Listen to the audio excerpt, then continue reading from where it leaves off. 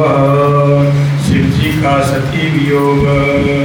महाराज राम बोले, हे देवी, एक समय बहुत पहले शिव जी ने अपने लोक में विश्वकर्मा को बुलाकर और उसमें एक मनोहर गौशाला बनवाई और उसमें एक मनोहर विस्तृत भवन और एक दिव्य सिंहासन तथा सबसे अद्भुत एक दिव्य श्रेष्ठ छत्र भी बनवाया।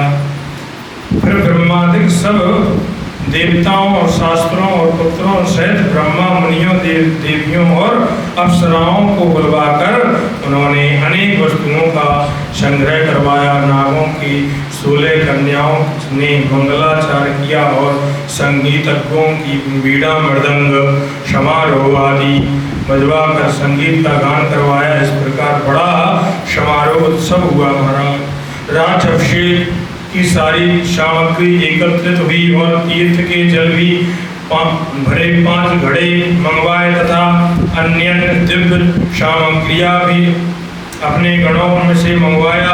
फिर बड़े घोर शब्द वाला शंख बजवाया।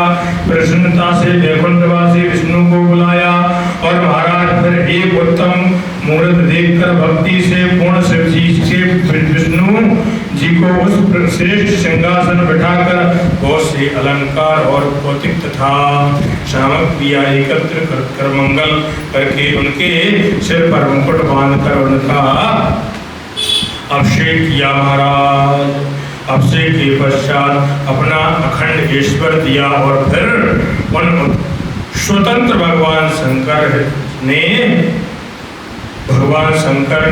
उनकी बड़ी स्तुति की और जगत कर्ता ब्रह्मा ने भी कहा, मेरी आज्ञा से सब देवताओं के साथ तुम भी इन्हें प्रणाम करो और वेद ने जैसे मेरा वर्णन किया है वैसे ही इनका वर्णन करो। बोले शंकर भगवान की जय। और ब्रह्मा से ऐसा कहे भगवान शंकर ने भक्ति से प्रसन्न हो विष्णु जी को प्रणाम किया। उस समय ब्रह्मादि सभी देवताओं और मुनियों ने भी विष्णु जी को वंदित किया। शिव जी ने भी विष्णु जी को अनेकों वरदान दिए। सभी लोगों से कर्ता भर्ता और संहार करता, धर्म अर्थ काम नाश देने वाले दुष्टों को शासन करता बनवाया। अपने तीनों शक्तियां प्रदान की और त्रिभुवन का स्वतंत्र और अनेक लीलाओं करने वाला कहा गया। और भारत अपनी सारी माया दी अनेकों अवतार लेकर संसार का पालन कराया और अपने लोक को गोलोक नामक स्थान दिया और कहा, विष्णु पृथ्वी पर आपके जितने भी अवतार होंगे मेरे भक्त आदर पूर्वक उनका दर्शन करेंगे। इस प्रकार विष्णु जी को अखंड ईश्वर देकर अपने गुणों सहित शंकर जी कैलाश पर चले गए। महाराज और शंकर भगवान कैलाश पर पहुंचकर उन समय के भगवान विष्णु ने बोध वंश धारण किया। गोपियाओं और गौओं के स्वामी बने। इस समय शिव जी की आज्ञा से उन्होंने 4 अवतार धारण किए। पहला तो राम, अन्य 3 भरत, लक्ष्मण और शत्रुघ्न है। ये देव में पिता की आज्ञा और लक्ष्मण और सीता सहित वन में आए हैं।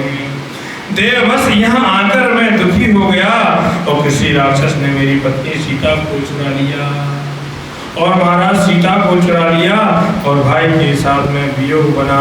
उन्हें इस वन में ढूंढ रहा हूँ। ये सब पार्वती माता से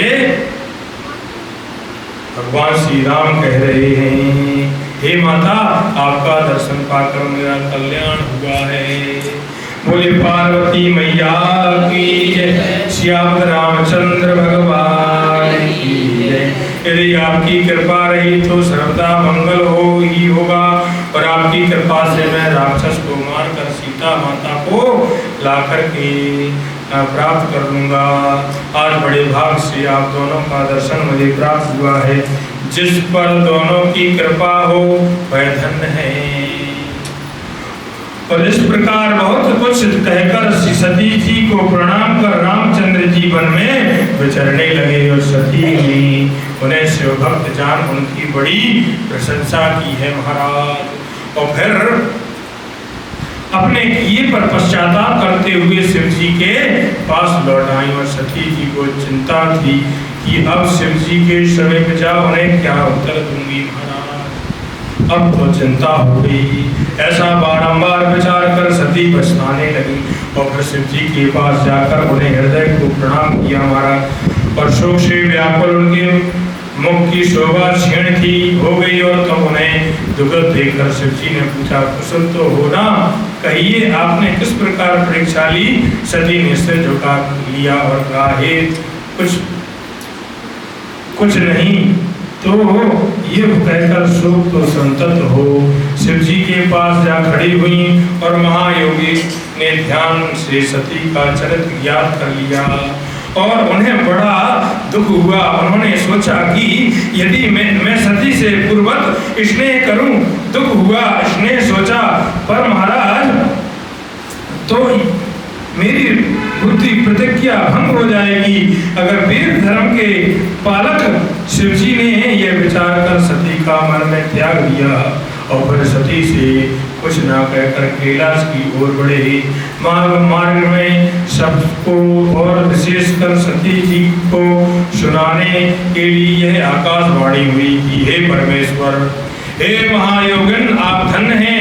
आपके समान तीनों लोकों में ऐसा प्रण पालक कोई नहीं है महाराज। इस आकाशवाणी को सुनकर भगवान ही सती कांतिहीन हो गई और फिर उन्होंने शिव जी से पूछा, क्या पूछा महाराज?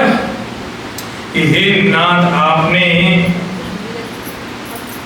आपने समान तीनों आकाशवाणी सुनते हुए और हे नाथ आपने कौन प्रण किया है? और परमेश्वर मुझसे कहिए। शंकर भगवान कहते हैं, परंतु सती जी से पूछने पर भी शिव जी ने ब्रह्मा विष्णु और आगे हुए अपने पूर्ण प्रतिज्ञा को न बतलाया। फिर तो सती ने अपने प्राण प्रिय शंकर का मन में ध्यान करके अपने त्याग की सारी बातें जान ली और शिव जी द्वारा अपना त्याग समझ उनके मन में बड़ा दुख हुआ महाराज। सती माता इतनी दुखित हो गई, वह शोक को व्याकुल होकर शीघ्र ही निश्वास देने लगी। तो वह सब समझ शिव जी सती का मन बहलाने के लिए अनेकों कथाएं कहने लगी महाराज। और फिर कैलाश में पहुंच समाधि लगा अपने अनेक रूप का ध्यान करने लगे और सती भी उनके निकट ही खिन्न चित्त से बैठी रही। और महाराज सती और शिव के इस चरित्र को किसी ने नहीं जाना। बहुत समय व्यतीत हो गया महाराज। जब शिव जी ने समाधि खोली तो निकट जाकर सती ने शिव जी को प्रणाम किया और उदार बुद्धि शंकर जी ने उन्हें अपने सम्मुख आसन पर बिठाया महाराज और बहुत सी मनोहर कथाएं कहकर सती को विमुक्त किया। सती के हृदय में पहले ही जैसा सुख हो गया, परंतु शिव जी ने अपने प्रतिज्ञा न छोड़ी। इस कथा से मूर्ख जन शिव सती का वियोग समझते हैं, परंतु वास्तव में उनका वियोग नहीं हुआ, क्योंकि जो कुछ होता है परंतु वास्तव में उनका वियोग नहीं, सब उनकी इच्छा से ही होता है। फिर वियोग कैसा? सती और शंकर का चरित्र कोई नहीं जान सकता। बोले शंकर भगवान की जय। इसलिए भगवान की माया को कोई नहीं जान सकता। इसमें वियोग भी दिखा रहे हैं और बाद में ये कह रहे हैं कि भगवान की माया को कोई नहीं जान सकता। बोले शंकर भगवान की जय। बाबा काशी विश्वनाथ की जय। ओम नमः शिवाय, ओम नमः शिवाय, नमः शिवाय, ओम नमः शिवाय।